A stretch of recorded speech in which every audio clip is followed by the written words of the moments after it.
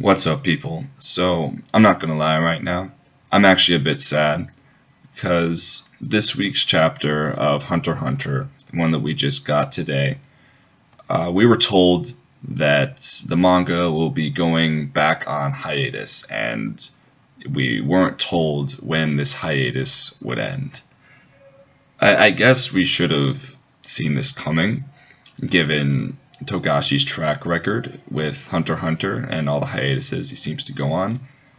But still, it seemed like things were going strong for a bit, and even where this chapter ended off, it's not at a point where you'd think like, okay, now is the time for a hiatus, So that's a bit disheartening.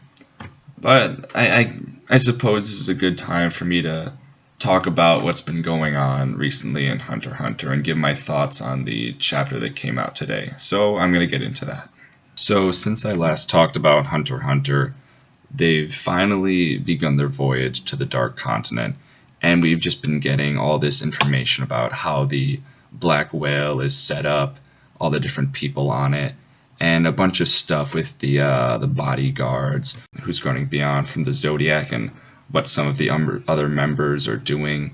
We've been getting a lot of Kurapika, a lot of fucking Kurapika, and with Kurapika comes a lot of dialogue, which I feel like some people may take issue with when they're reading this, because sometimes it really can be a lot. A lot of names are getting thrown around, a lot of different trains of thought and different things that could happen or have happened are just getting thrown around. It can be a bit confusing to follow, I feel, especially for someone like me that just is terrible with names.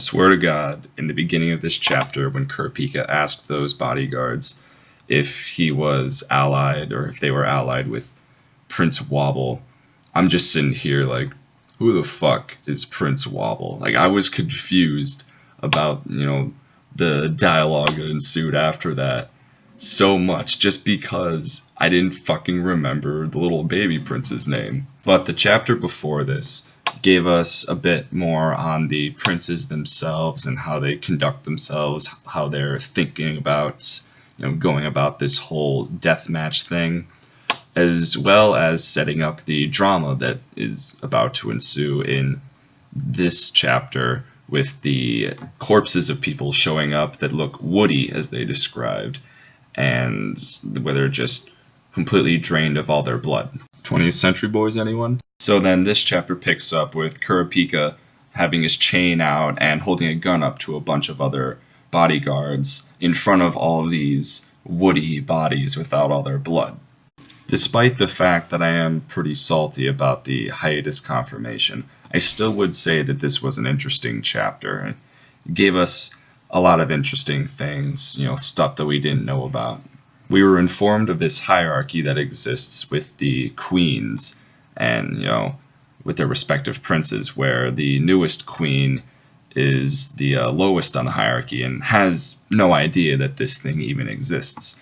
And the other ones will put bodyguards to protect this one queen because they want to keep tabs on the queen, which is why we have all the bodyguards that Kurapika and the queen are interacting with in this specific scene. So they're not totally on Wobble's side, because that's the name I remember here. I cannot fucking remember the name of the queen. So they're not completely on Wobble's side, but they're not against him either. His safety is still a concern of theirs, while their respective princes' safety are their primary concern. Then we got introduced to a new type of Nen ability called the parasitic Nen ability. And this is like just kind of fucked, honestly. It's exactly as the abilities that the princes obtained were, it was described to them as. It's just something that inhabits their body and it acts on its own. It couldn't give less of a fuck what the host cares for. It might even attack the host, but it definitely just acts on its own, which I think is interesting. God damn it, phone.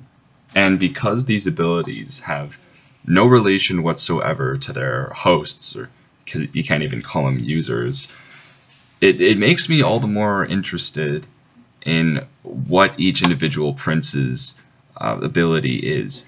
Because wouldn't it be great if Wobble, the little fucking baby, has the most scary looking, overpowered parasite thing that exists, while the prince that we see choking out a fucking lion, several chapters back, has the dinkiest little piece of shit that there is? Because, I mean, from what we saw at the end of the chapter, like 2 weeks ago, it is entirely possible that Wobble's ability is nuts. It was giving off that crazy killing intent that Kurapika was sensing and freaking out a little bit over. And then we got our first taste of some action involving these parasitic abilities with all these crazy looking cartoony animals. I think there were some dragons in there too. And I don't know where you guys have read this, but where I read it, there was the big 2-page panel or spread, and during it, it was said that, so this is the little vase or wherever it was that they put their blood in and got this ability from in the first place. Again, I'm terrible at remembering the names of things. And then Kurapika goes on to say, so it's Gu or GU or whatever. And the only kind of author or translator note that I got on that was look it up on Wikipedia. So I looked it up on Wikipedia, and I still have no idea what the fuck it is, but I have some kind of clue. So when you type in GU or GU into Wikipedia, it gives you a bunch of different things that it may refer to. And the only one that I think makes some kind of sense is this one right here. It reads, Gu, a god in Haitian voodoo and Yoruba mythology. So this tells us that this ability could relate to some god. It maybe references some kind of god, which is a bit freaky. I'm not sure about the mythology behind this, but it was demonstrated that this ability will ask you, at least so far it's shown that it asks you if you're free. And then there was the one dude that was like, I guess I'm free. Well, I think I'm kind of busy or whatever. And when they think that they've gotten rid of the ability, because it didn't really seem like it was attacking them at all, no one else could really see any, but the one guy who said that, he responded to it, had it lurking around by him, and then he went on to kill a bunch of people, just shank them to death. And where we end this chapter is Kurapika just saying, yo, fucking get back, I'm gonna deal with this guy. And then that's where he leaves us before a hiatus. I need to see some Kurapika action. His fights are fucking great. The fight with Uvo, and just so many others with Kurapika. I like them all. Why can't we get another one until 2020 or something, whenever it's actually going to be back? Because things are starting to heat up. The past 2 chapters before this were a lot of build up, a lot of setting up the new setting that they're in, the Black Whale, and now we're getting the conflict that's in there, and not to mention the crazy shit that's going to happen once they get to the Dark Continent, or when they reach that one point where they need to stop and refuel and all that. It's why do they do this? Why do you do this to us, Togashi? But yeah, this was, other than that, like I said before, this was a fine chapter. It set us up for some good stuff to come. Things are really starting to pick up. My one question, though, is, are we just not really going to see any Gon or Hisoka or Killua at all in this arc? It wouldn't make sense to just completely write them out, but it it doesn't seem likely that they got on the black whale. It doesn't. So how would they be incorporated, if at all?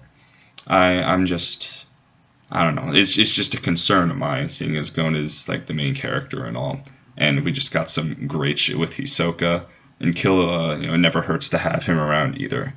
So let me know what you guys thought of the chapter. Let me know what you think of this hiatus and stuff, and just some general thoughts about how things are going on. I always appreciate a comment. And before we go, I just wanted to mention one thing.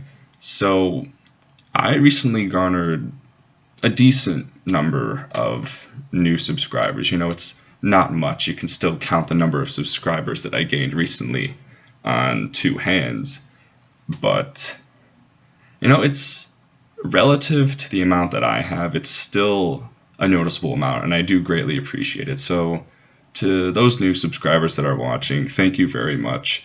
And to the ones that I've had for some time now, I also still appreciate you. I appreciate any kind of support that you do show me, little or small. It's always great to see, and it really encourages me. So, yeah, like I said before, leave that comment. I'm most curious to know what you guys have to think, and I'll see you in the next one.